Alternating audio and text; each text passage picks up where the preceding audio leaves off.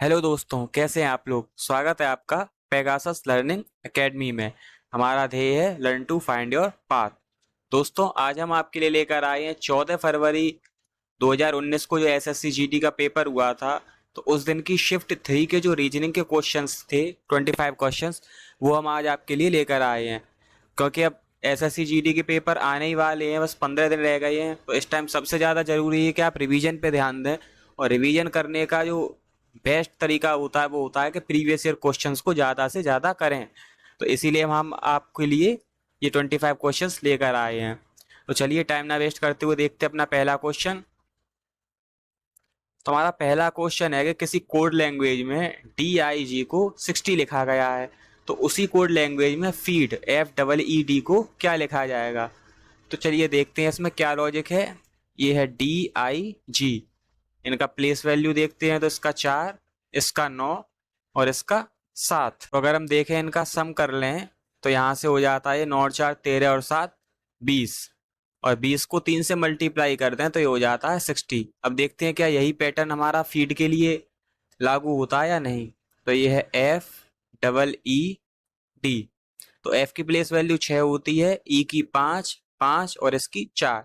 चलिए देखते हैं इसका सम करके। तो ये 5 5 10 और ये 10 20 हो जाएगा 20। और हमने यहाँ 3 से गुणा किया था क्योंकि यहाँ पर हमें 3 लेटर दिए गए हैं। यहाँ हम 4 से करेंगे क्योंकि 4 लेटर हैं, तो 4 से यहाँ गुणा कर देंगे तो ये आ जाएगा 80। और हमारा जो राइट आंसर हो जाएगा वो हो जाएगा ऑप्शन बी। चलिए देखते हैं अपना नेक्स्ट क्वेश्चन। नेक्स्ट क्वेश्चन में हमसे कहा है कि 8 फ्रेंड हैं ABCDEFG और H, ये एक सर्कुलर टेबल के ये एक सर्कुलर टेबल के अराउंड में बैठे हैं लंच के लिए, और फिर इनकी सीटिंग अरेंजमेंट दी गई है। तो चलिए क्वेश्चन करने से पहले हम एक टेबल बना लेते हैं, सर्कुलर टेबल। ये सर्कुलर टेबल हो गई हमारी, और इसमें हम 8 फ्रेंडों के लिए जगह करते हैं। तो ये 4 5 6 7 8। चलिए अब देखते हैं हमसे क्या कहा है। हमसे कहा है कि A is opposite F and third to the right of B।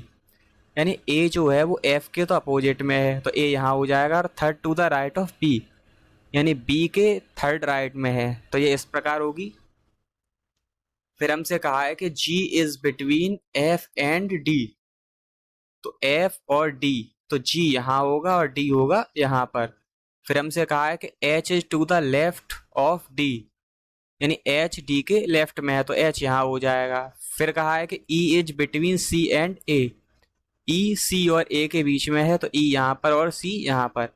फिर हमसे पूछा क्या है, हमसे पूछा है कि who is sitting third to the right of H, यानी H के थर्ड राइट में कौन है। तो H के थर्ड राइट में ये 1 ये 2 ये 3, यानी H के थर्ड राइट में है F, यानी हमारा ऑप्शन डी हो जाएगा राइट आंसर। चलिए देखते हैं नेक्स्ट क्वेश्चन। नेक्स्ट क्वेश्चन ये इस तरह का है कि एक स्क्वायर पेपर की सीट है, ये ट्रांसपेरेंट है और इस पर एक डिजाइन बनाई गई है, और फिर इसे ये डॉटेड लाइन है, ये इस डॉटेड लाइन वैसे अगर मोड़ दें तो ये आकृति कैसी बनेगी। तो देखते हैं ये आकृति कैसी बनेगी। ये जो ट्रायंगल है ये यहाँ से ये इस तरह जाएगा, ये पूरा यहाँ से यूँ, और ये वाली लाइन इस तरह बनेगी। तो इस तरह की आकृति हमें देखनी है, कहाँ बन रही है। तो हम देख रहे हैं कि इस तरह की जो आकृति है, तो इस तरह की आकृति बन रही है हमारे ऑप्शन सी में, तो ये हमारा राइट आंसर हो जाएगा। चलिए देखते हैं नेक्स्ट क्वेश्चन। तो नेक्स्ट क्वेश्चन स्टेटमेंट और कंक्लूजन बेस है। हमसे स्टेटमेंट में कहा गया है कि all pens are frogs and all crows are frogs. तो चलिए पहले वेन डायग्राम से करेंगे इस क्वेश्चन को। तो हम वेन डायग्राम बनाते हैं इसकी। तो इसका डायग्राम बनेगा इस तरह से, ये और ये ऐसा डायग्राम इसलिए बनाया क्योंकि हमसे कहा है कि ऑल पेन्स आर फ्रॉग्स। तो अगर मैं मान लूँ कि ये पेन है और ये फ्रॉग है, तो सभी पेन फ्रॉग्स में आ गई। फिर दूसरा स्टेटमेंट है कि ऑल क्रोज आर फ्रॉग्स। तो अगर इसे क्रोज मान लें तो ये ऑल क्रोज यानी सभी क्रोज भी फ्रॉग्स में आ गए, तो इसका डायग्राम इस तरह का बनेगा। अब देखते हैं कंक्लूजन। तो कंक्लूजन कहा है no pen is a crow. तो no pen is a crow, तो हमें पेन और क्रो का कोई रिलेशन दिया नहीं है, तो हम बता ही नहीं सकते कि है या नहीं, तो ये तो हो गया रॉन्ग। और फिर दूसरा है कि सम पेन्स आर क्रोज। अब हमें पेन और क्रो का कोई रिलेशन ही नहीं दिया, तो हम कैसे बता सकते हैं। पर क्योंकि पहला कंक्लूजन जो है हमें दिया गया है कि no pen is a crow, और दूसरा दे दिया गया है सम पेन्स आर क्रोज, तो इनमें से कोई एक सही होगा। तो हमारा जो राइट आंसर होगा वो होगा ऑप्शन डी, कि आइदर कंक्लूजन 1 और कंक्लूजन 2 फॉलो, यानी या तो एक या फिर दूसरा फॉलो जरूर करेगा। तो हमारा राइट आंसर हो गया ऑप्शन डी। चलिए देखते हैं अपना नेक्स्ट क्वेश्चन। नेक्स्ट क्वेश्चन में हमसे कहा है कि जिस तरह B F H B F से रिलेटेड है, उसी तरह जी के एम किससे रिलेटेड होगा। तो चलिए देखते हैं। ये है बी एफ एच और इसे लिखा गया है एच बी एफ, यानी एच को यहाँ ले आए, बी को यहाँ और एफ को यहाँ। तो अब जी के एम का देखते हैं। जी के एम, तो एम को पहले पर ले आएंगे, जी को दूसरे पर और के को तीसरे पर, यानी एम जी के, यानी ऑप्शन सी हो गया हमारा राइट आंसर। चलिए देखते हैं अपना नेक्स्ट क्वेश्चन। तो नेक्स्ट क्वेश्चन हमारा फिर से फिगर कंप्लीशन का है, कि हमें जो फिगर दिया गया है एक्स एक तरफ क्वेश्चन मार्क पर ये अधूरा है, तो चारों ऑप्शन में से हमें छांटना है कि फिगर कौन सा फिगर कंप्लीट करेगा इसे। तो चलिए देखते हैं ये कैसे कंप्लीट होगा। ये पहले तो आकृति इस तरह से यहाँ बनेगी पूरी, इस तरह से, फिर ये लाइन जाएगी यहाँ तक और यहाँ से ये क्रॉस बनेगा ये इस तरह। तो हमें देखना है कि इस तरह की आकृति कहाँ बन रही है। तो इस तरह की आकृति बन रही है हमारे ऑप्शन बी में, और कहीं भी इस तरह की आकृति कंप्लीटली नहीं बन रही है। तो ऑप्शन बी हो गया हमारा राइट आंसर। चलिए देखते हैं नेक्स्ट क्वेश्चन। नेक्स्ट में से हमसे पूछा है कि इनमें से कौन सा ऑड वन आउट है। तो हम जानते हैं कि जो 216 है ये 6 का क्यूब होता है, 8 है ये 2 का क्यूब होता है, और 125 है ये 5 का क्यूब होता है, पर 64 किसी का भी क्यूब नहीं है। तो ये हमारा हो गया ऑड, यानी ऑप्शन बी हो गया हमारा राइट आंसर। ठीक है, चलिए अब देखते हैं अपना नेक्स्ट क्वेश्चन। नेक्स्ट क्वेश्चन में हमसे कहा है कि ये जो फिगर दिया गया है, फिगर एक्स में ये जो अंदर आकृति दी गई है, ये चारों ऑप्शन आकृतियों में से किस आकृति में है। तो हमें सीधा सीधा दिख रहा है कि जो ऑप्शन सी में जो ये आकृति बनी हुई है, ये वाली आकृति, ये वही आकृति है जो हमें क्वेश्चन फिगर में दी गई है। तो ऑप्शन सी हो जाएगा हमारा सही जवाब। ठीक है, चलिए देखते हैं नेक्स्ट क्वेश्चन। नेक्स्ट क्वेश्चन हमसे कहा है 7 friends O P Q R S T U and are watching a movie in a sitting in a row, यानी हमसे कहा है कि 7 फ्रेंड हैं, ये एक रो में बैठकर मूवी देख रहे हैं। तो इस क्वेश्चन में यहाँ पर कुछ मिसिंग है टर्म, इस वजह से हम इसको नहीं कर पाएंगे। हम देखते हैं अपना नेक्स्ट क्वेश्चन। तो नेक्स्ट क्वेश्चन में हमसे कहा है कि ये मोटिफाई जो लिखा हुआ है, ये जो फिगर है, इसके अगर राइट साइड पर एक मिरर लगा हो तो ये आकृति किस तरह से दिखेगी, मिरर इमेज इसकी क्या बनेगी। तो चलिए देखते हैं। ये वाई तो वाई ऐसी बनेगी, फिर एफ इस तरह, आई, फिर टी, फिर आर, फिर ओ और फिर एम। तो इस तरह की आकृति बनेगी। इस तरह की आकृति हम देखते हैं कहाँ है। तो इस तरह की आकृति है हमारी ये इस फिगर में, फिगर डी में, क्योंकि बाकी सब में आर को उल्टा बना दिया गया है, क्योंकि आर बनेगा जैसा फिगर डी में है। तो हमारा राइट आंसर हो जाएगा। चलिए देखते हैं नेक्स्ट क्वेश्चन। तो नेक्स्ट में हमसे कहा है कि जिस तरह दिसपुर असम से रिलेटेड है, उसी तरह कोहिमा किससे रिलेटेड है। तो हम जानते हैं कि दिसपुर जो है ये असम की कैपिटल है, और कोहिमा जो है ये नागालैंड की कैपिटल है। तो हमारा ऑप्शन डी हो जाएगा राइट आंसर। चलिए देखते हैं अपना नेक्स्ट क्वेश्चन। हमसे कहा कि एक सीरीज दी गई है, ये हमें 6, 21, 51 और 96, तो इसमें नेक्स्ट टर्म जो होगा क्वेश्चन मार्क की जगह क्या आएगा। तो चलिए करते हैं, पहले से लिख लेते हैं यहाँ पर 6, 21, 51, 96 और यहाँ ब्लैंक। तो पहले इनका प्लेस डिफरेंस देख लें हम यहाँ से। तो ये आता है हमारा ये 12, सॉरी 15, ये 15 है, 15 का डिफरेंस, यहाँ 20, 30 का है, और यहाँ पर आ जाएगा ये डिफरेंस 45 का। तो हम जानते हैं ये 15 की टेबल चल रही है या +15 हो रहा है। तो जब यहाँ से +15 करेंगे तो यहाँ पर आना चाहिए 60, और 96 में अगर हम 60 जोड़ते हैं तो ये आता है 156। तो हमारा राइट आंसर हो जाएगा ऑप्शन ए। ठीक है, चलिए देखते हैं अपना नेक्स्ट क्वेश्चन। नेक्स्ट क्वेश्चन में हमसे कहा है कि इनमें से ऑड वन आउट हमें छांटना है। तो चलिए देखते हैं ये क्या किस तरह है। एल एन एम, तो इसकी प्लेस वैल्यू लिख लेते हैं हम 12, 14 और 13। अब नेक्स्ट लिखते हैं आर एन के, तो इसकी 18 होती है, इसकी 14 और इसकी 11। फिर है दिया है हमें जे के वी, तो जे की 10, के की 11 और वी की 22। फिर एच एल डब्ल्यू, तो इसकी 8, इसकी 12 और इसकी 23। तो यहाँ हमें कोई भी पैटर्न फॉलो होता हुआ नहीं दिख रहा है, ये चारों में या किसी तीन में भी हो। तो अब हम एक काम करते हैं कि इनके जो प्लेस वैल्यू उसका सम करके देखते हैं।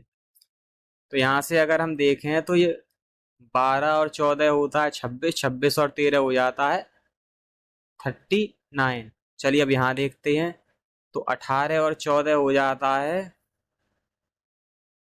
32, 32 और 11 हो जाएगा यहाँ से 43। अब यहाँ देखते हैं, तो 10, 11 और 22 यहाँ से हो जाएगा 33 और ये तो ये हो जाएगा 43। अब इसका सम देखते हैं, तो 12 और 8 20, 20 और 23 हो जाता है 43। यानी इनकी तीन जो है इनमें से उनकी जो सम है प्लेस वैल्यू का वो 43 है, जबकि एक एल एन एम इसका अलग है, यानी यही ऑड है हमारा। ठीक है, चलिए बढ़ते अपने अगले क्वेश्चन की तरफ। तो अगले क्वेश्चन में हमसे कहा है कि एक इक्वेशन दी गई है और फिर कहा है कि किन दो साइन को चेंज कर दें जो चारों ऑप्शन में दिए गए हैं आपस में, जिससे कि इक्वेशन सही हो जाए। तो देखिए हम देखते हैं पहले अपने ऑप्शन ए से। ऑप्शन ए में हमें दिया है माइनस और डिवाइड। चलिए ना देखते हैं चेंज करके। तो 27 प्लस 48 इंटू 2, फिर माइनस की जगह डिवाइड और डिवाइड की जगह माइनस इक्वल टू 30। हमें ऐसे आगे सॉल्व करने की ज़रूरत नहीं है, क्योंकि 30 एक इंटीजर है, यानी एक पूर्णांक है, और हम जानते हैं जब 2 में 7 से भाग देंगे तो पूर्णांक तो आएगा ही नहीं। यानी ये हो गया हमारा गलत। अब देखते हैं ऑप्शन बी अपना, प्लस और माइनस।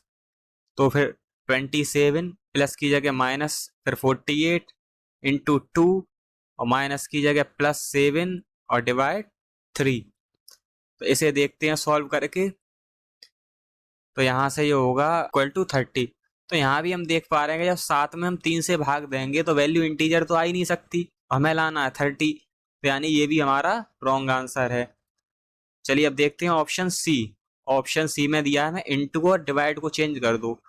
ठीक है, देखते हैं। तो 27 प्लस 48, फिर इंटू है तो यहाँ डिवाइड और माइनस 7 और यहाँ पर इंटू 3।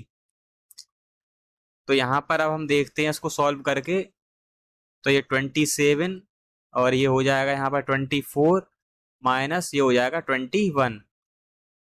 तो 24 में से 21 जाएगा 3 और 3 प्लस 27 30, यानी 30 इज इक्वल टू 30। तो हमारा ऑप्शन सी हो जाएगा राइट आंसर। ठीक है, चलिए अब देखते हैं अपना नेक्स्ट क्वेश्चन। तो नेक्स्ट क्वेश्चन में हमें 4 फिगर दिए गए हैं और हमें पता करना है कि क्वेश्चन मार्क की जगह यानी 5वां फिगर चारों ऑप्शन में से कौन सा होगा। तो हम देख रहे हैं कि जो ऑप्शन ए में हमें फिगर दिया गया है, तो ऑप्शन बी में जब ये पहुंचा है फिगर, तो इसको मतलब ऑप्शन ए और बी में इतना ही अंतर है कि ऑप्शन ए वाले फिगर को अगर हम 90 डिग्री लेफ्टली रोटेट कर दें तो ये फिगर बी बन जाता है। फिगर बी को 90 डिग्री से रोटेट कर दें तो फिगर सी बन जाता है। इसी तरह और 90 डिग्री से रोटेट करें तो डी, यानी ये फिर से 90 डिग्री से रोटेट होगा तो फिगर ई आ जाएगा। और ये जब इसे 90 डिग्री से रिटर्न करेंगे, सॉरी रोटेट करेंगे, तो ये फिगर जो है फिगर डी, ये बिल्कुल फिगर ए बन जाएगा। यानी हमें देखना है कि फिगर ये चारों ऑप्शन में कहाँ है, तो हमें दिखाई दे रहा है कि यहाँ ऑप्शन बी में है, यानी ऑप्शन बी हो गया हमारा राइट आंसर। चलिए देखते हैं अपना अगला प्रश्न। अगले प्रश्न में हमें देखना है कि जो कुछ लेटर क्लस्टर्स दिए गए हैं, तो इस सीरीज में आगे क्वेश्चन मार्क की जगह यहाँ क्या आएगा। तो चलिए देखते हैं इसमें क्या पैटर्न है। ये है टी ओ डी, फिर आर क्यू बी, ये पी एस जेड और यहां से एन यू एक्स। तो यहां अगर हम देखें तो ये है -2, ये भी -2 और ये भी -2। और यहां से देखें तो +2, यहाँ भी +2 और यहाँ भी +2। अब देखें थर्ड लेटर, तो थर्ड लेटर में फिर से -2 है, यहाँ से यहाँ भी -2 है और यहाँ से यहाँ भी -2। यानी अब जो नेक्स्ट लेटर हमारा बनेगा वो बनेगा n-2। तो n-2 होता है l, u +2, तो u से +2 में आएगा w,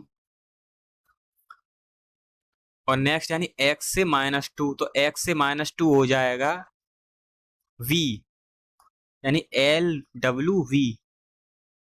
LWV यानी ऑप्शन डी जो है ये हमारा राइट आंसर हो जाएगा। ठीक है, चलिए देखते हैं अपना नेक्स्ट क्वेश्चन। तो नेक्स्ट क्वेश्चन हमारा ये है कि जिस तरह 45 315 से रिलेटेड है, उसी तरह 37 चार ऑप्शन में से किससे रिलेटेड है। तो देखते हैं कि 45 315 से किस तरह से रिलेटेड है। तो हम देखते हैं कि 315 में 45 से डिवाइड करके देखते हैं कितना आएगा। यहाँ से तो ये जाएगा 7 बार। तो यानी कि अगर 37 में हम 7 से मल्टीप्लाई कर दें तो हमें आंसर मिल जाएगा। तो ये होता है, तो ये हो जाता है 259, और 259 मुझे दिया ऑप्शन बी में, तो यही हमारा राइट आंसर है। चलिए देखते हैं अपना नेक्स्ट क्वेश्चन। नेक्स्ट क्वेश्चन में हमें ये दिया है स्टीयरिंग, इसको किसी लैंग्वेज में इस तरह से लिखा गया है,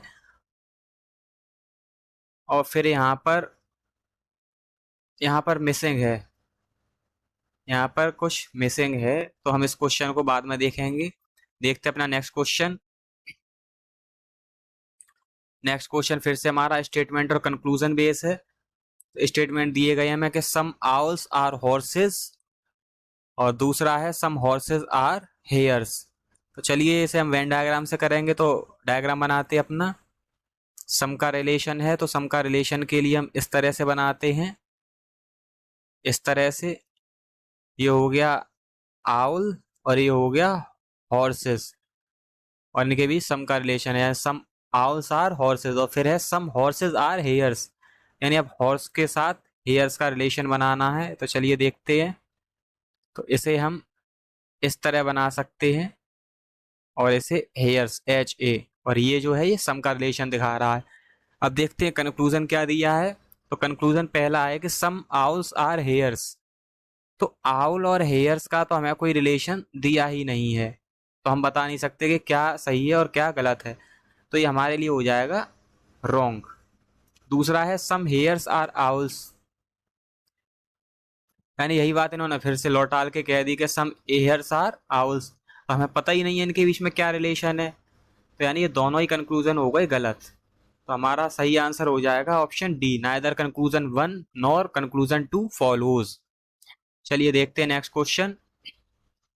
नेक्स्ट क्वेश्चन में हमसे फिर से कहा है कि ऑड वन आउट, यानी एक इन चारों में से कोई एक विपरीत होगा, उसे अलग करते हैं। तो हम जानते हैं कि घाना, क्यूबा और इजिप्ट ये तो देश हैं, जबकि बर्लिन है जर्मनी की राजधानी, ये देश नहीं है। तो हमारा ऑड वन आउट हो जाएगा ऑप्शन डी। ठीक है, चलिए अब देखते हैं नेक्स्ट क्वेश्चन। तो नेक्स्ट में हमें एक सीरीज दी गई है 5, 6, 14 और 41, और क्वेश्चन मार्क की जगह हमसे पूछा है कि क्या आएगा। तो चलिए देखते हैं। इससे पहले देखते हैं यहाँ पर 5, 6, 14, 41।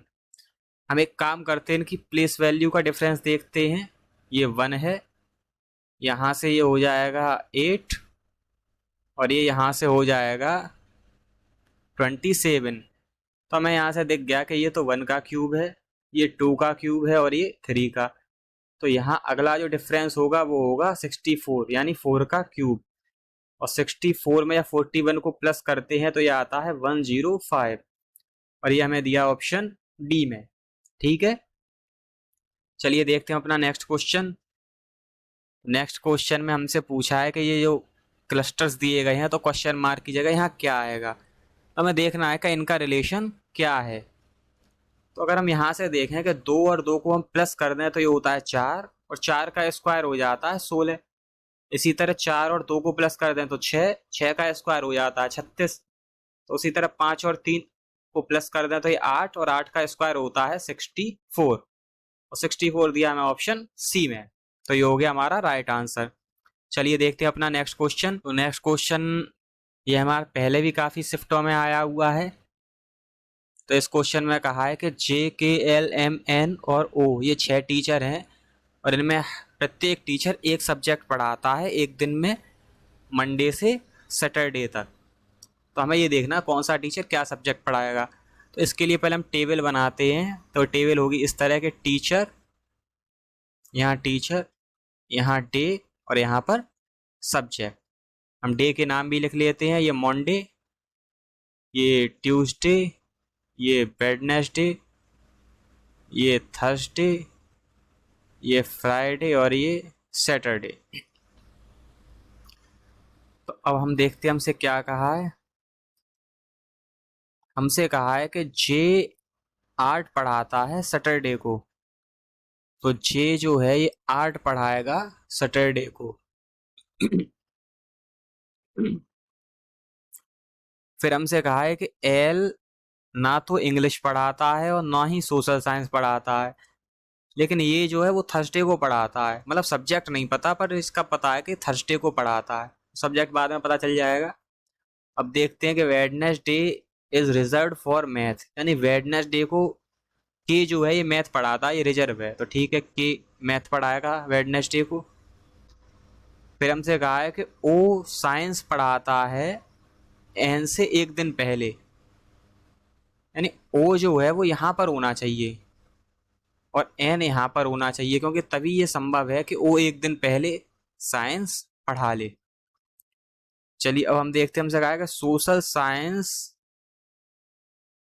आर्ट से एक दिन पहले पढ़ाई जाती है। तो आर्ट सैटरडे को पढ़ाई जा रही है, तो इस दिन पढ़ाई जाएगी सोशल साइंस। फिर हमसे पूछा है कि which subject is taught on the day between Thursday and Saturday. तो पहले तो हमें इन दोनों को कंप्लीट करना होगा, और हमने एक स्टेटमेंट दिया था कि एल ना तो इंग्लिश पढ़ाता है और ना सोशल साइंस। तो ये तो सोशल साइंस रही, पर इंग्लिश नहीं है, तो इंग्लिश यहाँ हो जाएगी, क्योंकि एल तो पढ़ाता नहीं है तो इंग्लिश यहाँ हो जाएगी। अब सब्जेक्ट बचा हिंदी, यानी एल हिंदी पढ़ाएगा, और टीचर हमारे बचे हैं एक एम, तो एम आ जाएंगे यहाँ पर। अब हमें हमसे पूछा है कि थर्सडे और सैटरडे के बीच में कौन सा सब्जेक्ट पढ़ाया जाता है। तो थर्सडे और सैटरडे के बीच में पढ़ाया जाता है ये सोशल साइंस फ्राइडे को। तो हमारा राइट आंसर हो जाएगा सोशल साइंस, यानी ऑप्शन ए। ठीक है, चलिए देखते हैं अपना नेक्स्ट क्वेश्चन। हमारा नेक्स्ट क्वेश्चन है, जिस तरह के फेमस रिनाउंड से रिलेटेड है, उसी तरह मॉइस्चर किससे रिलेटेड होगा। तो फेमस और रिनाउंड मतलब सिनोनिम्स है, उसी तरह हम देखते हैं मॉइस्चर का सिनोनिम्स क्या होगा। तो मॉइस्चर का सिनोनिम्स होता है ड्रेंच, यानी ऑप्शन ए हो जाएगा हमारा राइट आंसर। चलिए अब देखते हैं नेक्स्ट क्वेश्चन। तो ये हमारा आज का नेक्स्ट और लास्ट क्वेश्चन है कि इसमें हमसे पूछा है कि व्हेल्स, बैट्स और मैमल्स, इनके लिए राइट डायग्राम कौन सा होगा। तो इनके लिए जो राइट डायग्राम होगा वो होगा ऑप्शन डी, क्योंकि व्हेल और बैट्स जो है दोनों ही मैमल्स होते हैं, दोनों ही स्तनपायी हैं। तो ये व्हेल्स को प्रेजेंट करेगा, ये बैट्स को, और ये मैमल्स को।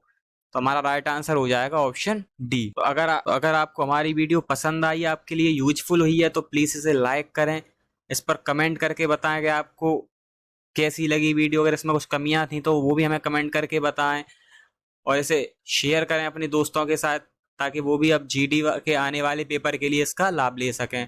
और ऐसी वीडियो प्राप्त करते रहने के लिए हमारे चैनल को सब्सक्राइब करके नोटिफिकेशन बेल वाला आइकन भी प्रेस कर दें, ताकि आपसे कोई भी वीडियो मिस ना हो, जैसे ही अपलोड हो तुरंत आपको पता चल जाए।